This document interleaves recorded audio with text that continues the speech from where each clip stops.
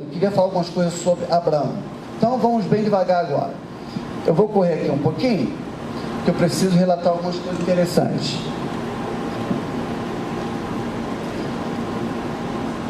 Abraão, ele foi provado. Mandou matar o filho dele. O filho da promessa ele teve que matar. Mas a questão não é a coragem de Abraão matar o seu filho por obediência a Deus.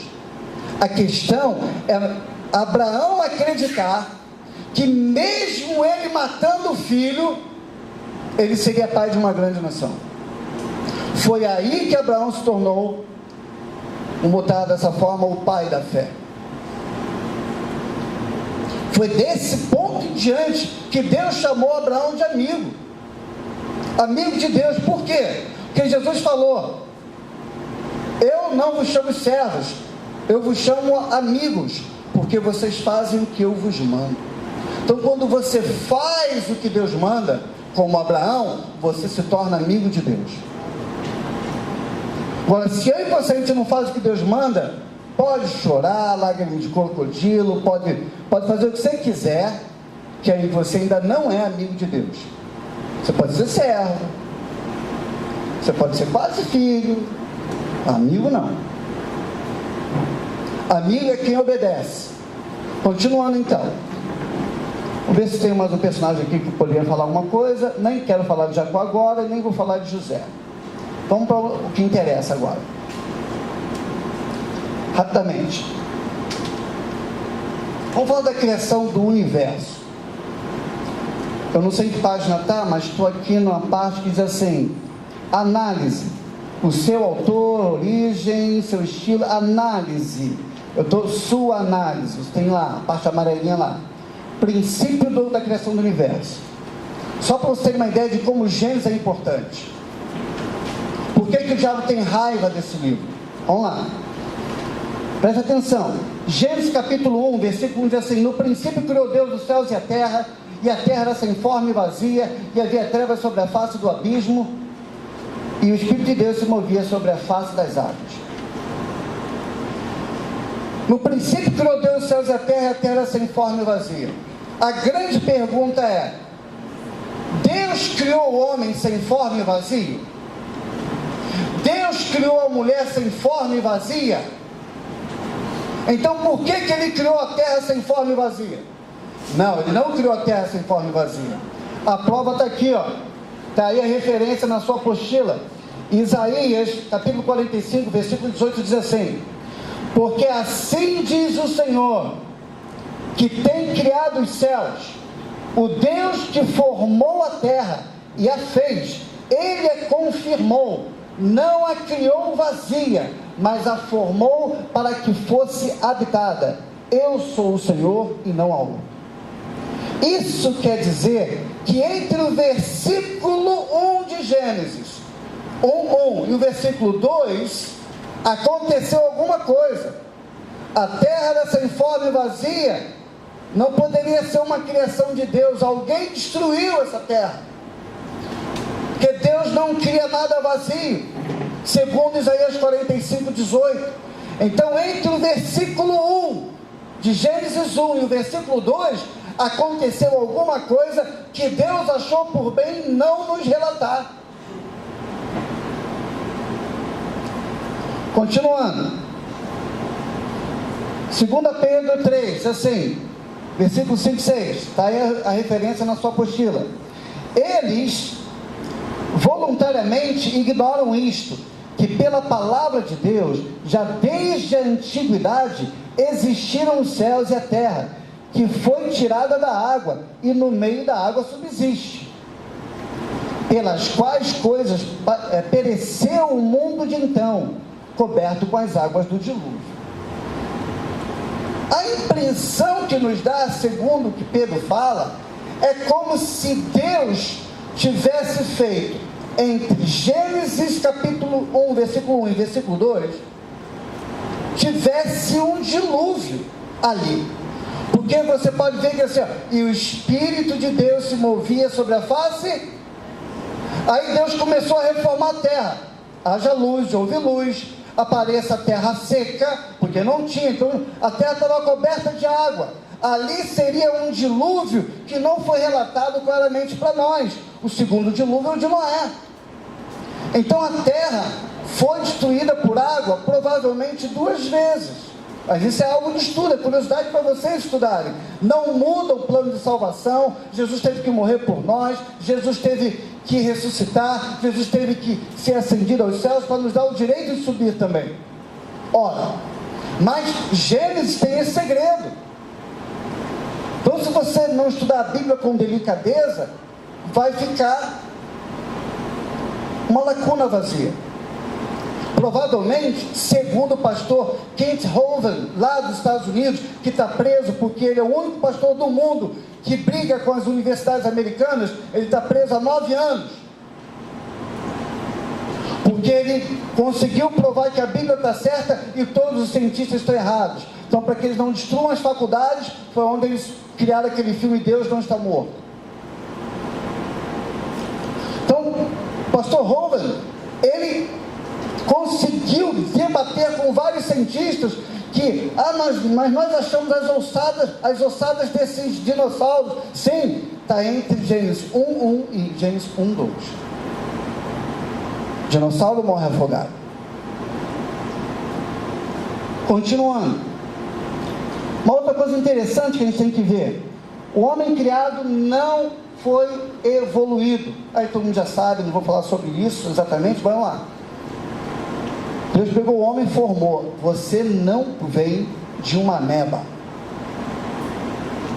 Isso é questão de fé. Você não pode provar isso agora. Então, se alguém chegar para você e degladiar com a tua fé, se você não tiver pé do chão e nas escrituras, você acaba aceitando que você veio de um ser microscópico que Deus não te criou. E se você passa a crer nisso, você já perdeu a fé. Porque o Gênesis foi escrito para te dizer: você foi criado por Deus e não evolucionado. Você não evoluiu. Uma coisa interessante que eu quero ler aqui com vocês: o princípio do pecado. Isso eu queria ler. Ora, a serpente, Gênesis 3, versículo 1. Ora, a serpente era mais astuta que todas as animais silvestres do campo, que o Senhor Deus tinha feito. E esta disse à mulher: é assim que Deus disse, Eva, que não comereis de toda a árvore do jardim? Disse a mulher, a serpente: do fruto da árvore do jardim comeremos, mas do fruto da árvore que está no meio do jardim, disse Deus: não comereis dela, nem nela toqueis, para que não morrais. A serpente esperta disse. Então a serpente disse à mulher: certamente você não vai morrer, porque Deus sabe, Eva, que o dia que você comer dessa árvore, você será igual a ele. O pecado da mulher em si foi o desejo de querer ser igual a Deus, não para agradar a Deus, mas para ficar independente dele. Hoje você tem que ser um imitador de Deus. Sede vós perfeitos, como é perfeito o vosso Pai Celestial. Efésios 5:1, sede imitadores de Deus como filhos amados. Você tem 1 Coríntios 11:1, sede meus imitadores como eu sou de Cristo. Efésios 4:11, que Deus deu para apóstolos, profetas, evangelistas, pastores e mestres, tendo em vista o aperfeiçoamento dos santos, até que todos chegamos à perfeita varonilidade, a segunda varonilidade de Cristo. 1 Colossenses 1:26, assim: há um mistério que esteve oculto desde o início, que agora foi revelado aos santos, que é Cristo Jesus em vós, a esperança da glória, a quem pregamos e anunciamos, admoestando a todo homem e exortando a todo homem, apresentando todo mundo, a todos, perfeitos em Cristo. Deus quer que você seja imitador dele. Sim, valeu. Quando o senhor falou sobre essa lacuna entre Gênesis e tudo, nesse meio poderia ter acontecido esse tipo, e aí os dinossauros dele, coisa assim. Sim. Mas aí também pode criar a hipótese do homem sábio, do homem elétrico, do homem lítico. E aí vai entrar numa tese de que está certo. A questão é que essas ossadas do homem, você viu, elas não conectam. São exatamente macacos, não são homens. Eles não têm como provar, ainda continua o elo perdido. Vai continuar, porque Deus só criou o homem depois dessa enchente. Por isso que eu acredito que essa lacuna fica lá em Deuteronômio 29. Exato. Mistério lá com Deus. Lembrando que ainda é uma teoria. Ainda é uma teoria, não é lei ainda. Então, a questão toda é que o nosso irmão, pastor Kent Hovind, ele conseguiu. Escrevam lá, Kent, K-E-N-T, Hovind, H-O-V-I-N-D. Kent Hovind. Esse é Kent Hovind. Você pode clicar lá para botar em português, ele dando a tese dele. São mais de 3 horas de pregação. Muito bom para quem gosta de provar que Deus não está morto.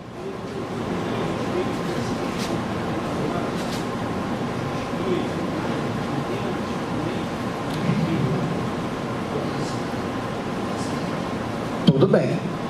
Glória a Deus. Então, amados, vocês têm que se inteirar. Vocês são alunos do seminário. Vocês não são. Agora vocês têm que cavar mais fundo.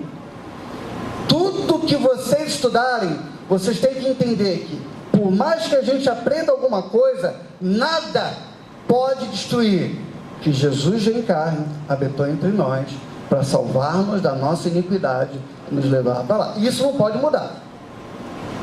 Tem gente que quer provar que anjo tem olho azul. Meu irmão, se quiser provar, você prova. Se quiser provar que anjo tem asa, você prova. Mas uma coisa não pode mudar: Jesus é o Rei dos Reis, é o Senhor dos Senhores.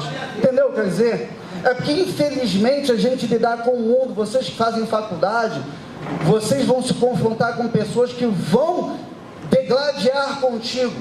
E você precisa ter um conhecimento para retrucar, para cumprir aquela palavra, que eu não me lembro agora o versículo, que você tem que levar cativo as mentes à obediência de Cristo. É você, não é o Espírito Santo não. É você que tem que degladiar lá. Paulo ficou lá naquele vários deuses lá, o cara teve que degladiar com os gregos. Aí você tem medo. Você não pode ter medo, você tem que confiar que a palavra que você está dizendo, ela é verdadeira. Como o pastor Carlinhos, é uma palavra escrita no céu, não foi escrita na terra não. A cópia, a matriz dela está lá em cima. Você tem que crer nisso. Sim. Kent Hovind, H-O-V-I-N-D. Kent, K-E-N-T, Hovind. Vai estar tudo em inglês lá, mas aí tu clica lá no quintinho, traduzir para o português, aí tu muda tudo, tá bom? Por favor. Aí vai dizer, irmão, não fala nenhum estranho ainda, irmão. H-O-V-I-N-D. H-O-V-I-N-D. Hoje quem está cuidando do ministério do pai é o filho, que o pai está preso. Barack Obama não quer libertar ele de jeito de maneira. Vamos lá. A mulher, então, ela quis ser Deus. Ela não quis ser Deus para agradar a Deus. Ela quis ser Deus para não depender dele. Você tem que imitar a Deus, mas tu vai ter que ficar debaixo da bainha da calça dele o tempo todo. Eu ia falar barra da saia porque fica feio, né? Você tem que ficar lá. Você tem que imitar Deus? Tem. Mas não para ser independente dele. O dia que você for independente dele, você deixa de ser como criança e não é do reino. Criança depende de você. Depende da comida, da roupa, da casa, do cuidado. Deus quer que você dependa dele. Continuando aqui mais um pouquinho. Então, cuidado com a maneira com que o diabo fala contigo. Eu queria falar uma coisa aqui interessante, mas eu vou pular, que não é muita coisa. Carlinhos vai me matar daqui a pouquinho. Vamos lá. Vamos para Êxodo. Calma. Calma, homem de Deus. Sabia que ele estava já, vamos para isso. Queria falar uma coisa interessante aqui.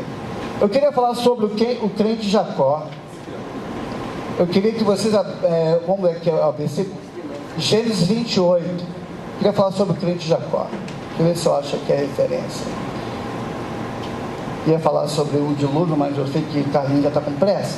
Já vamos entrar no êxodo. Entra firme, irmão. A fé do Senhor é grande. Vamos lá. Gênesis 28, 20 e 21. A gente vai ler esses dois versículos. Tem muita gente que quer ser, eu quero ser Jacó, quero lutar com anjo. Irmãos, cuidado com o que você pede, tá bom? Eu vou ler uma passagem bíblica que todo mundo elogia, e eu vou ser talvez o único que vai criticar essa passagem. Então assim, ó, Gênesis 28, versículo 20 e 21, assim, ó. E Jacó fez um voto, dizendo, pô, que homem bom, né? Fez um voto para Deus. Se Deus for comigo e me guardar nesta viagem que faço, e me der pão para comer e veste para vestir, e eu em paz tornar a casa de meu pai, o Senhor me será por Deus. Bonito, né? Só que ele está dizendo, Deus só vai ser meu Deus se ele fizer o que eu quero. Isso é soberba. Isso é condicionar a tua fé no que Deus pode fazer. Cuidado, não imitem Jacó. Deus não é teu empregado, você é empregado dele, você é servo dele. Se Deus fizer, ele será meu Deus. Se Deus não fizer, não é. Esse é o crente Jacó. Não seja crente Jacó. Deus vai fazer com que o anjo vai dar uma beliscada na tua perna, tu vai mancar o resto da vida. Então, continuando aqui, ó, olha que cara inteligente esse Jacó, né? E versículo 22, versículo 21, e em paz tornar a casa do meu pai, o Senhor lhe será por Deus, e esta pedra que tenho posto por coluna, será a casa de Deus. Fundou Betel ali, e de tudo quanto me deres, certamente te darei o dízimo, se eu voltar em paz para a casa do meu pai, se tudo correr bem para mim, se aí tu és meu Deus, eu dou o dízimo. Se você vai dar o teu dízimo pensando, Deus vai me dar primeiro, depois eu dou, Deus vai me dar a minha casa, depois eu dou o dízimo, Deus vai me dar o carro, depois eu dou o dízimo, Deus vai me dar a saúde, depois eu dou o dízimo. Se você vai negociar a tua fidelidade com Deus pelo que Deus pode fazer por você, você se torna um crente Jacó. E aí, meu irmão, pode tirar o teu cavalinho da chuva, porque ele vai pegar uma pneumonia. Não negocia a tua obediência. Deus não negocia a obediência. Você me obedece porque eu sou Deus, não pelo que eu posso fazer ou deixo de fazer. Se você tem que crer em Deus nesse nível. A gente canta, se Deus fizer, Ele é Deus, se não fizer, Ele é Deus. Não é assim que a gente canta? Se a porta abrir, Ele é Deus, mas se fechar, continua sendo. Aí você quer, então, se Deus abrir a porta do emprego, esses 500 reais aqui, eu vou.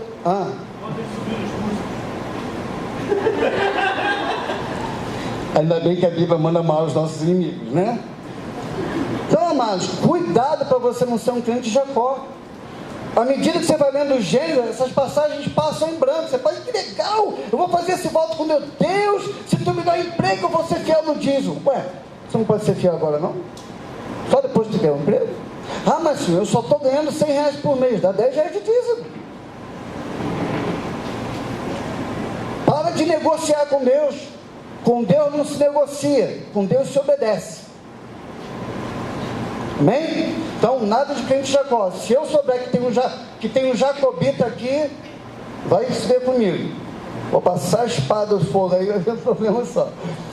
Vamos para Êxodo, irmãos. Carlinhos está com pressa do Êxodo. Viva do Êxodo. Olha, que lindo, né? Exodó. Gente, o livro de Êxodo é o livro que fala depois da morte de José no Egito. José chamou Jacó para ir para a terra de Gósen, no norte da cidade de Ramsés, quase no delta do Nilo, onde o Nilo se divide em vários bracinhos, e a terra é bem regada, então eles poderiam criar o seu gado, que tem pasto.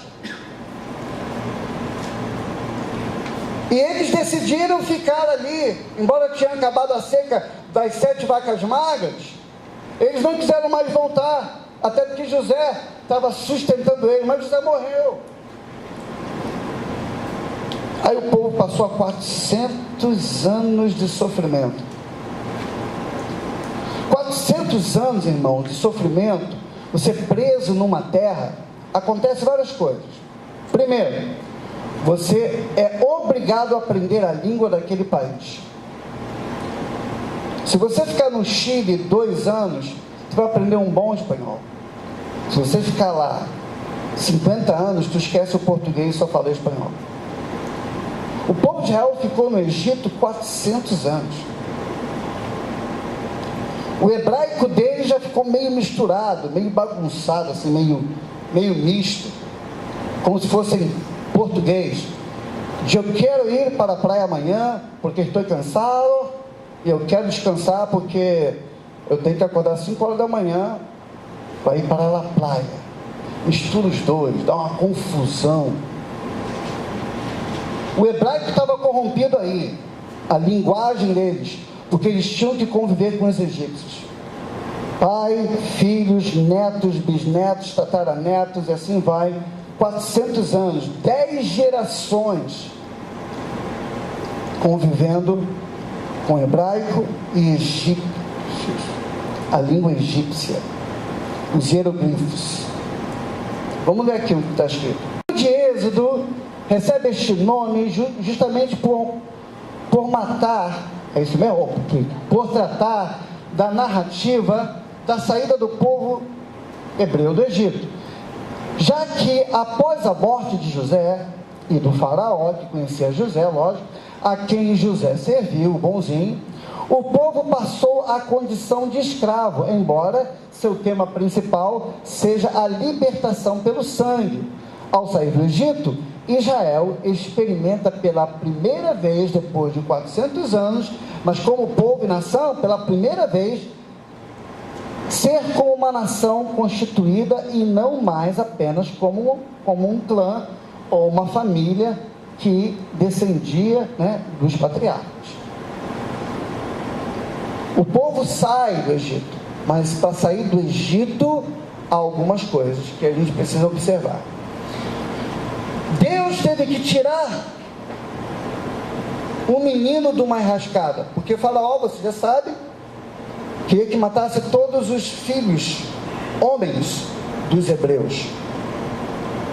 Nasceu homem, mata. Nasceu mulher, deixa viver. Vai crescer, vai virar prostituta e a gente vai ter diversão. Podemos abusar delas quando elas crescerem. Faraó era ruim. Se nasceu homem, torce o pescoço, quebra o pescocinho, morreu na hora do parto. Mas a mãe de Moisés decidiu dar um jeito, mas esse jeito, Deus estava no negócio. Às vezes, amados, coisas estranhas vão acontecer com você, mas é o jeito de Deus. É o jeito de Deus. Você pode perder a sua identidade de família, como Moisés teve que ficar morando na casa de Faraó, já esqueceu até que era hebreu, talvez. Com certeza deve ter sido enganado um bom tempo.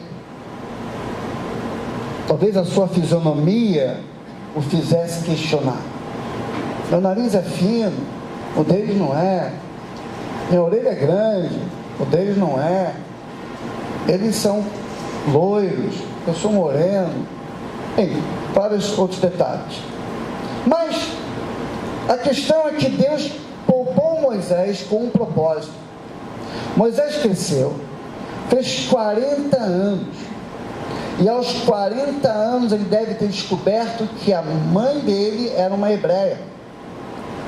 E aí ele começa a olhar para a injustiça do povo, fica injuriado com aquela situação e mata o egípcio. O cara que vivia no palácio agora tem que andar aproximadamente 200 quilômetros no deserto até chegar em Midian, a pé. Daqui a Cabo Frio, a pé, no desertinho. E mesmo assim Deus era com ele.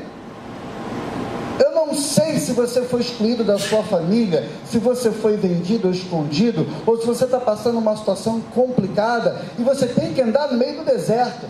Mas saiba de uma coisa: Deus está nesse negócio. Moisés chega em Midian e vive lá mais 40 anos. Já virou, como diz o nosso querido Cláudio Duarte, já virou carcassinha, já virou velhinho, 80 aninhos. Talvez não chegasse direito como eu. Para quem não sabe, eu não enxergo direito, tá? Eu não vou reconhecer vocês não. Só o meu diácono morto eu já conheço ele de perto. Então, é muito importante vocês entenderem que Moisés com 80 anos está lá, vê a sarça ardente, porque Moisés tinha que tomar conta das ovelhas de noite. Quem sabe por que as ovelhas tinham que ser cuidadas de noite e não durante o dia? De dia o calor era intenso. Se você botasse a ovelha para pastar durante o calor, elas morreriam de sede. Então, 90% das vezes, pastoreava as ovelhas de noite. Como é que os pastores viram a estrela de Belém? De dia? Porque de dia faz um calor intensivo, não dá para você sair. Então as ovelhas ou eram guardadas em estábulos, ou eram guardadas em cavernas durante o dia, e à noite o pastor andava com elas quando estava mais fresco.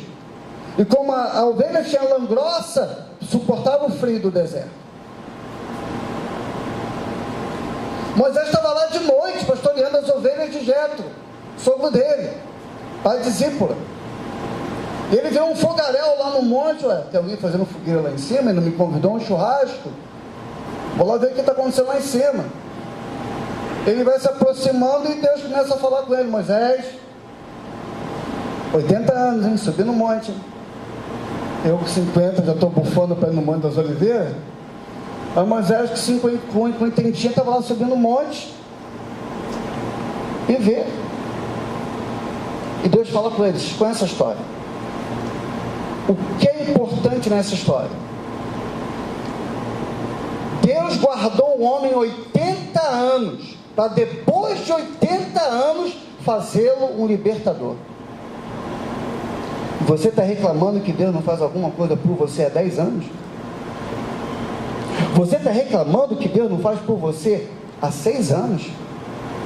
Você está reclamando que Deus não conserta uma coisa que você acha que está errado há 20 anos? Aí Deus vai e chama Moisés. Moisés: Senhor, quem sou eu? Eu não sou muito bom, eu sou meio gago, não sei falar direito não. Ele vai, leva lá o teu irmão lá, vai com o teu irmão resolve para você. Vai com Arão é mais falador, pode transmitir para lá, para Faraó ficar mais calminho. Agora imagina Moisés voltando para o Egito com 80 anos, com Ramsés também com 80 anos, aproximadamente, os dois velhinhos se degladiando: deixa meu povo ir. Não eram novinhos como aparece nos filmes, não. Ramsés falou que tinha 80 para cima, provavelmente era mais velho que Moisés, e Moisés 80. E lá Jeová mandou deixar o povo ir. Eles poderiam brigar, mas estavam com 80 anos, então é só uma boa. Não, Moisés, vou endurecer. Então vocês conhecem essa história. Vem as pragas do Egito. Eu não gosto de falar pragas do Egito, eu vou falar pragas de Deus, ok? O Egito não manda praga nenhuma, quem manda praga é Deus. Quem vai mandar praga no Apocalipse não é o diabo, é Deus. vem dele. Então não dá honra a quem não tem honra. As pragas são de Deus sobre o Egito, não é do Egito.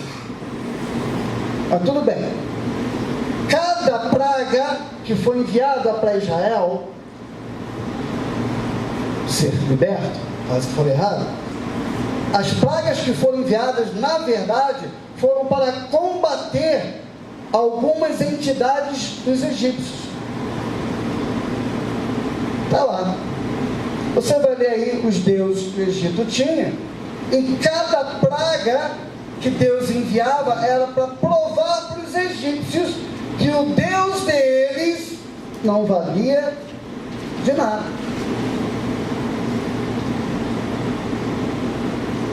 Eu não vou perder tempo nisso, você tem que ler, está claro. O mais importante de você ter que perceber nisto é que Deus não só estava provando para os egípcios, mas estava provando para o povo hebreu que ele era Deus. Deus estava matando 2 coelhos com uma cajadada só.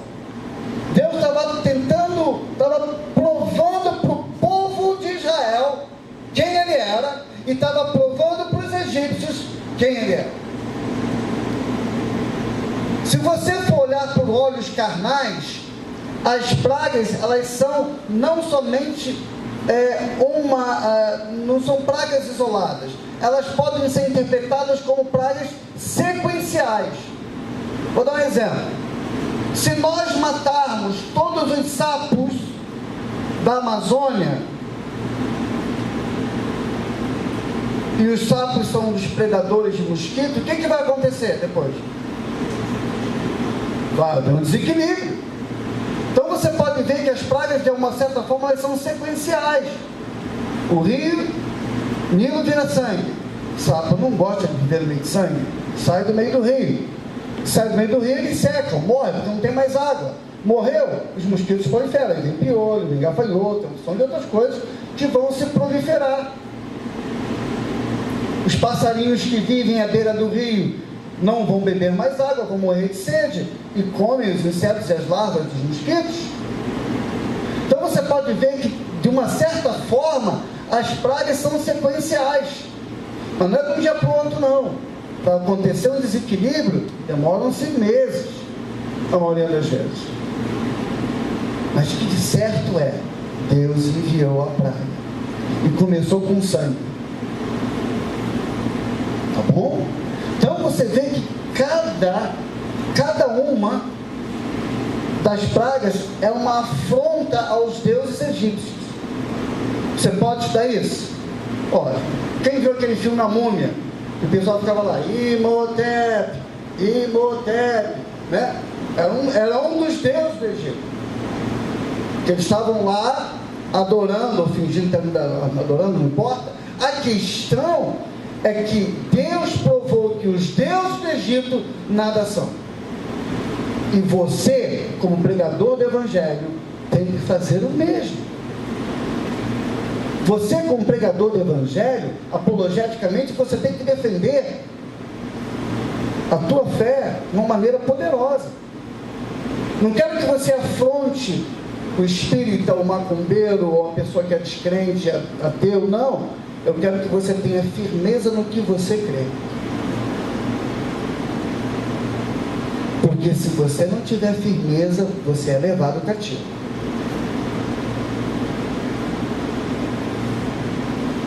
O povo sai do Egito. Vamos ver aqui.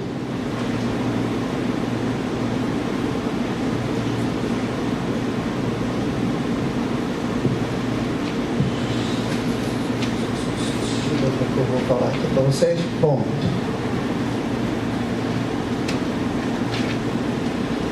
Moisés foi enviado, beleza. Aqui, pronto, aqui eu queria chegar. Aqui eu queria aqui, ó. Obediência, já falei sobre isso. Aqui agora, vamos lá. Êxodo 3. Agora eu vou ver algumas referências soltas, tá? Para a gente falar sobre esse assunto de Êxodo.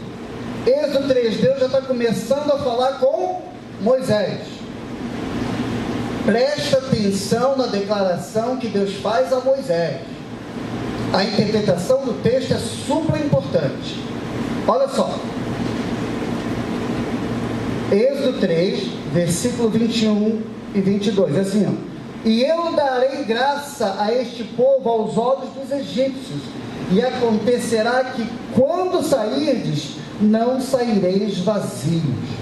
Antes de Moisés chegar a Faraó, Deus está dizendo, vocês vão ser libertos, e vocês não vão sair com uma mão na frente e outra atrás, não. Vocês não vão sair vazios. Em algumas traduções, vocês não sairão de mãos vazias. Deus já estava dizendo que o Egito ia ficar pobre, porque Israel ia levar tudo. Continuando, 22. Porque cada mulher de Israel pedirá à sua vizinha e à sua hóspeda joias de prata, joias de ouro e vestes, as quais porei sobre os vossos filhos e sobre vossas filhas, e despojareis os egípcios. Por isso que quando você sai do mundão, quando você sai do Egito e você vem para Cristo, vem para o seu libertador, você tem toda sorte de bênção nos lugares celestiais em Cristo Jesus. Você não saiu do Egito pobre, você tem reservado para você riquezas inumeráveis. Talvez você não possa gozar dessas riquezas aqui, mas quando isto que é mortal se revestir da imortalidade, quando isso que é corruptível se revestir da incorruptibilidade, quando o seu corpinho meu se tornar glorificado e subirmos, aí toda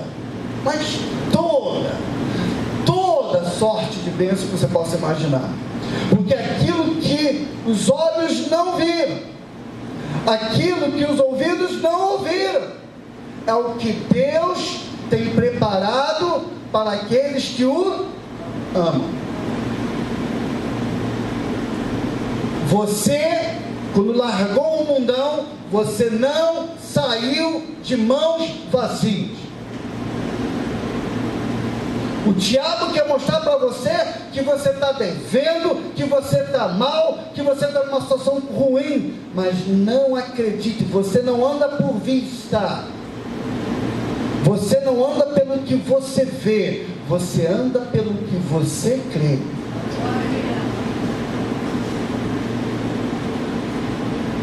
Uma outra passagem de Êxodo, muito legal, 12, versículo 35, só para confirmar, aí já tinha dado a Páscoa, comeram a Páscoa, passou o sangue nos umbrais, o anjo do Senhor passou lá, entrou na casa dos egípcios, matou os primogênitos.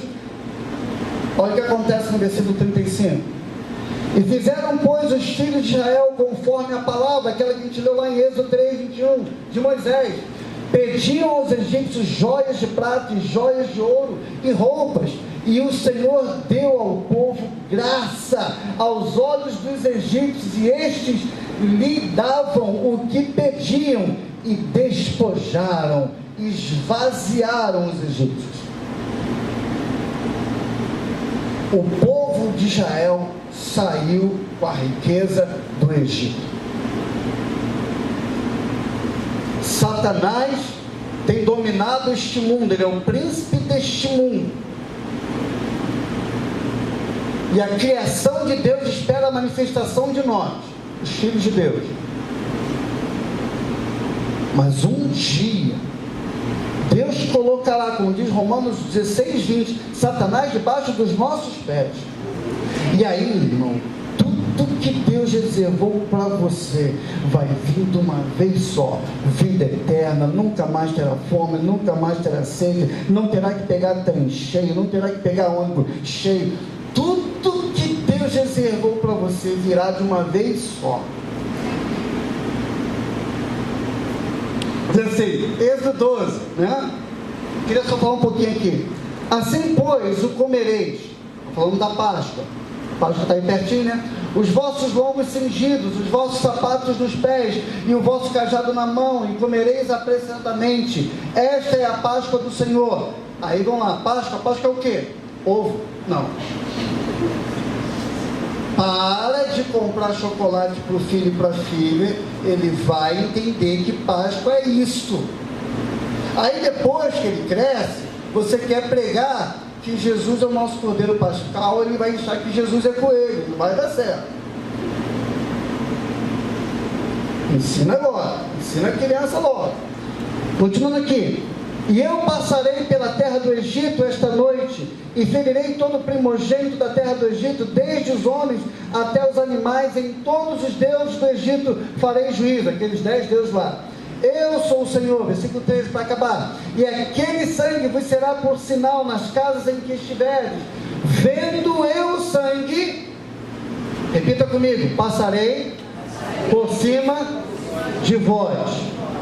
Páscoa no hebraico significa passar por cima. Não é atropelar com o carro não, irmão. O irmão fez alguma coisa errada, você passa por cima, você não fere ele, você não machuca ele, você não vinga ele, você vai ter misericórdia, você vai ter compaixão, e você vai perdoar. Repita comigo, só tem libertação, só se sai do Egito com Páscoa, só se sai do Egito com misericórdia, só se sai do Egito com compaixão, só se sai do Egito com perdão. Crente que não perdoa está no Egito, crente que não tem misericórdia ainda está no Egito, porque ele não sabe passar por cima, como Jesus passa por cima de nós. O salário do pecado é a morte. Tem alguém morto aqui? Era para você e eu estarmos mortos, mas a Páscoa, o sangue do Cordeiro, faz com que Deus passe por cima. Hoje você vai ofertar ao Senhor com a seguinte ideia: Senhor, muito obrigado pelo que o Senhor fez por mim, passando por cima dos meus erros e não dando a mim o castigo merecido. Seja grato, Senhor, hoje na tua oferta. Grato ao Senhor pela tua oferta.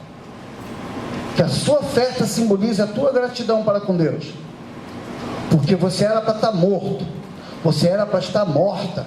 O salário do teu e do meu pecado é a morte. Mas a Páscoa de Jesus, o dom gratuito de Deus, é a vida eterna.